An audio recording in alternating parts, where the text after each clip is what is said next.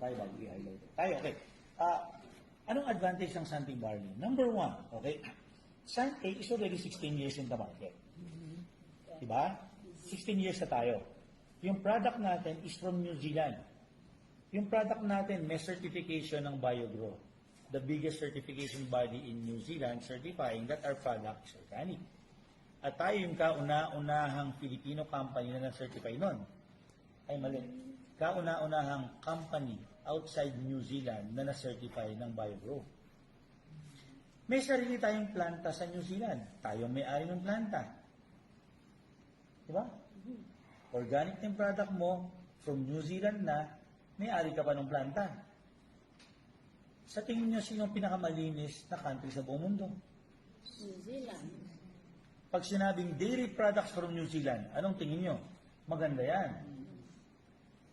New Zealand pa lang, panalo ka na. Okay. O, simple pala yung kinikwento ko sa inyo. Mas naiba ko against sa kanila. Wala. Pinakamura tayo in terms of price. Bakit? Tayo ang may-ari ng planta eh. It doesn't mean na mura tayo kasi low yung quality natin. Hindi. Tayo ang may-ari ng planta. Wala na tayong dinaan ng mga middleman. Paano mo papatunayan? Ito yung video ko na nasa planta ko sa New Zealand, di ba? At yung planta ron, isa tayo sa may-ari. How can other companies beat us in terms of price? Wala tayong dinaan ng middleman. Ang nakuha niyo. Di ba? Kaya nga ang tagline natin, we are the barley authority. 16 years is 16 years.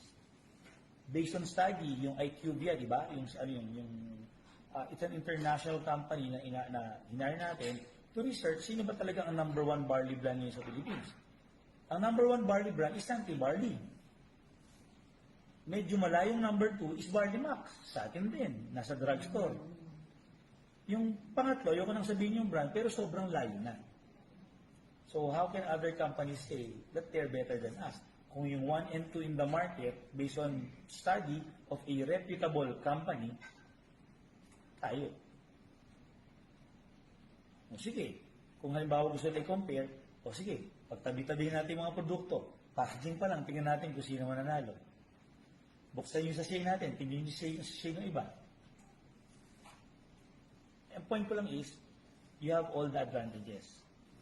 O siyempre, kung barley yung pinag-usapan, di ba? Kasi kung parang barley, o i-highlight natin ang kumpanya. Ang Sante, may sariling building, may planta sa New Zealand, di ba?